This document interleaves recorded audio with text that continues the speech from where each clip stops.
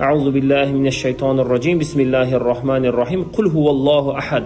Allohus somad. Lam yalid va lam yulad va lam yakul lahu kufuwan ahad. Ya'ni sadaqallohul azim. Ixlos surasini o'qidilar xullas.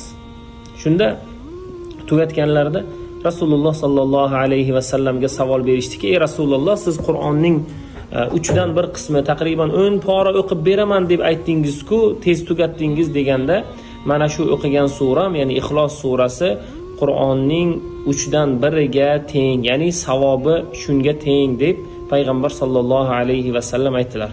Va bu xususda ertangi juma namozida Ixlos surasining fazilati, uning tafsiri va qolgan uning fazoillari haqida inshaalloh to'xtalib o'tamiz va Alloh taolo barchalarimizni Ixlos surasiga muhabbat qo'yib va muhabbat qo'yganlarning fazilati qanday bo'ladi, bu haqida ertangi juma namozlarida to'xtalib o'tamiz.